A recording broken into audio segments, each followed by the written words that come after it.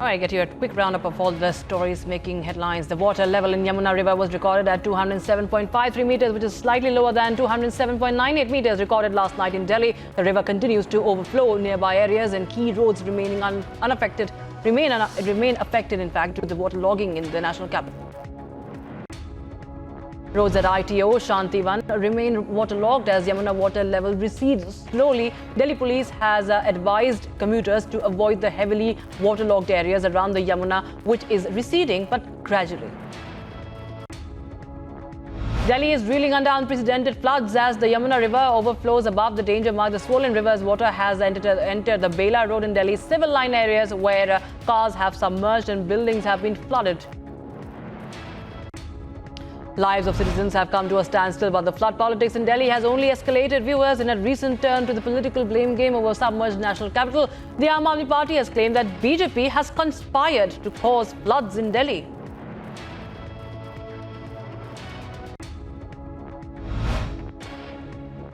Meanwhile, BJP MP Gautam Gambhir says that the flooding situation in Delhi is unfortunate and that the Delhi Chief Minister Arvind Kejriwal has not spent any money on building infrastructure in the mega city. Delhi flood evacuees at Mayur Vihar were being provided with medical aid by the government as waterlogging continues in parts of the city. Delhi Minister Adishi wrote to Chief Secretary directing him to immediately fix the alleged shortage of water and toilets, electricity and quality of food in flood relief camps.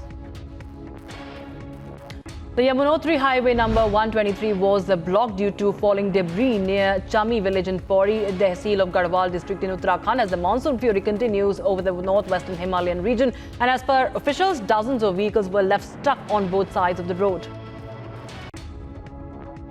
Students of the Avali village in Maharashtra's Bhandara risked their lives to reach school as they crossed the Chulbund river using boats. The bridge to cross the river is currently under construction. Villages of Basbari in the Bongaigaon district of Assam are facing problems due to river erosion in the area. 30 to 40 families have lost their homes due to river erosion and many of them left the area. Amid the decreasing water level of Yamuna River in Delhi, several parts of the national capital are still facing waterlogging and flooding is affecting traffic. Commuters were seen pushing their motorcycles through the waters on ITO, while a massive traffic snarl was also witnessed. The Delhi government resumed operations of the OKHLA water treatment plant on Friday as Yamuna water levels are receding. Chief Minister Arvind Kejriwal announced 3 water treatment plants in Wazirabad, Chandrawal and OKHLA were shut down Thursday because of the raging waters of the Yamuna.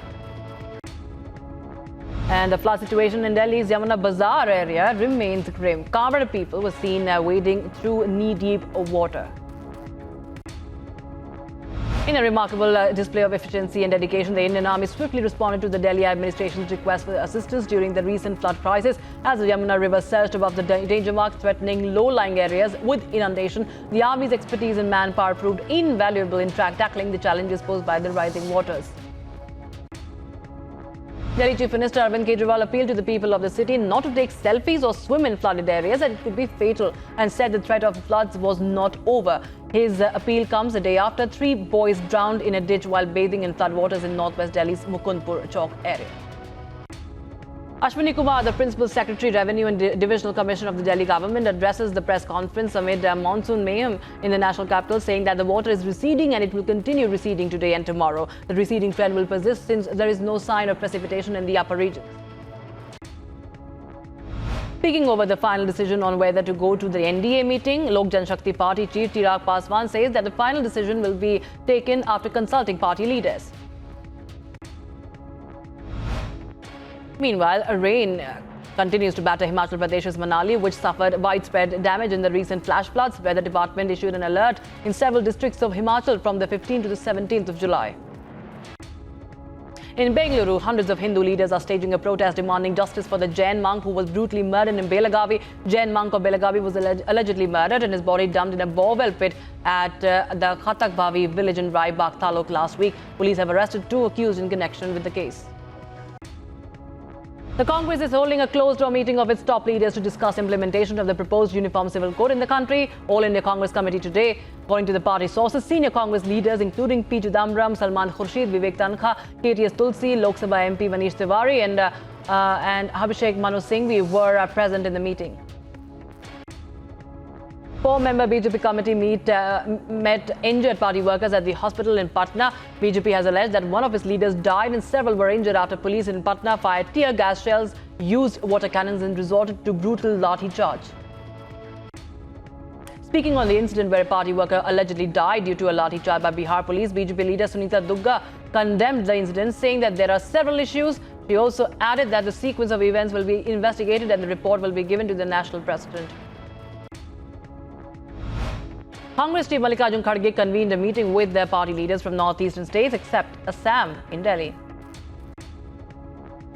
Speaking on India's third moon mission Chandrayaan-3, Union Minister of State for Science and Technology Dr. Jitendra Singh says, and I quote, "Even though we started our space journey much later than other countries, but those who had landed before us could not procure those findings which were obtained by the Chandrayaan." Unquote.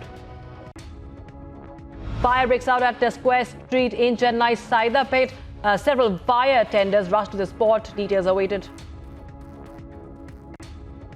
Fire erupted from an underground gas pipeline in Shivakodu, Dr. B.R. Ambedkar Konaseema district. No casualties reported. Special court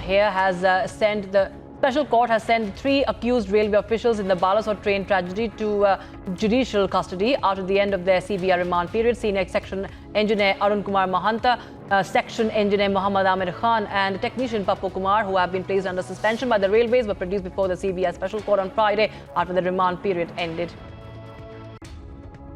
BSF troops have apprehended a Pakistani national ahead of a border fence while he crossed the international border, entered into the Indian territory near the Kamirpura village of Amritsar district. Investigations revealed that apprehended Pak national had crossed over to Indian territory inadvertently. He was handed over to Pak Rangers on humanitarian grounds.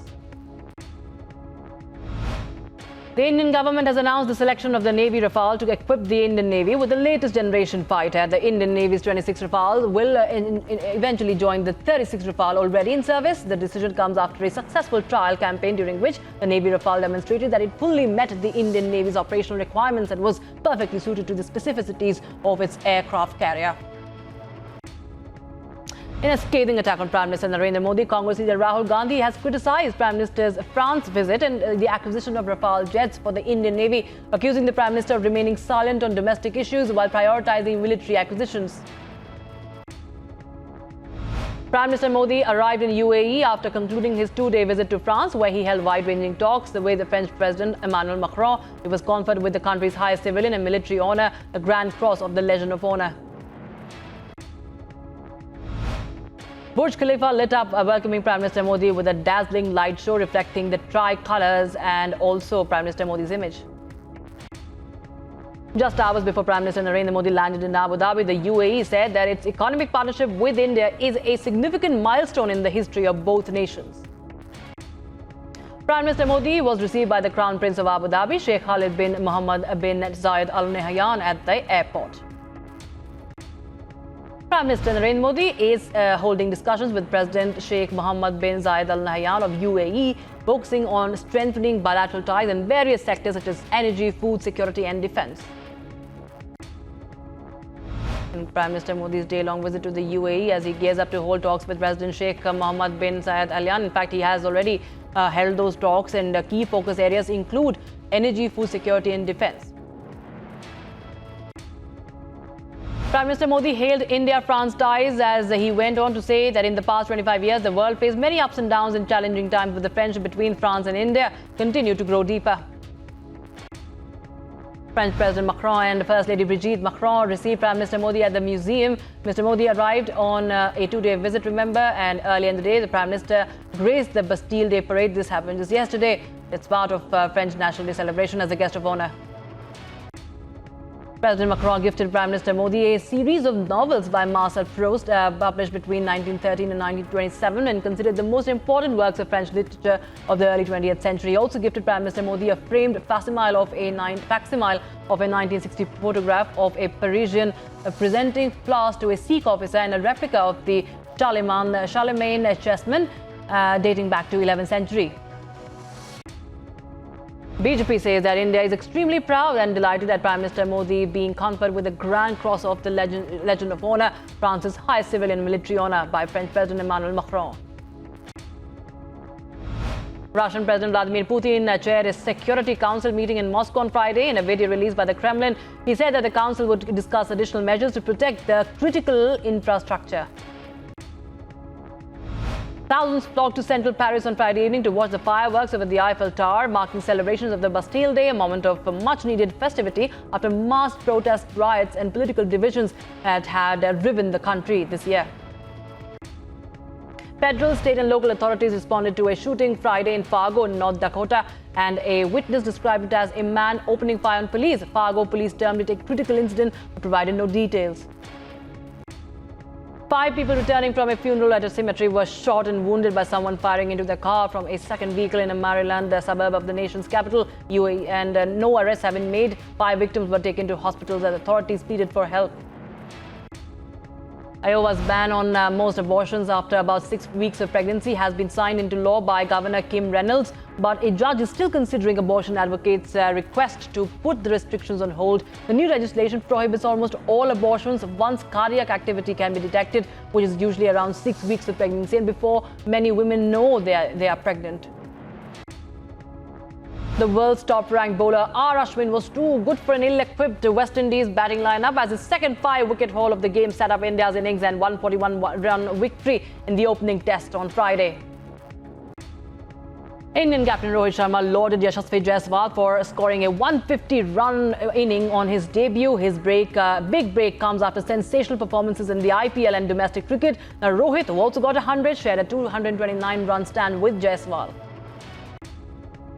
Senior Indian men's teams is all set to be led by Ruturaj Gaikwad at the Hangzhou Asian Games. BCCI released the full list of names of those participating in Hangzhou, whereas the senior women's team will be led by Harmanpreet Kaur.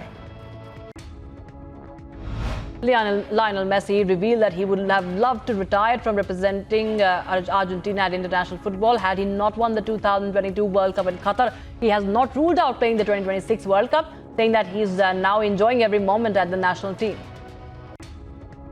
And in his first interview as a Real Madrid player on Friday, Turkish teenager Arda Güler says that he would like to become a legend for the most important club in the world. The Spanish powerhouse reached a deal with the player on Thursday, adding another youngster to its midfield.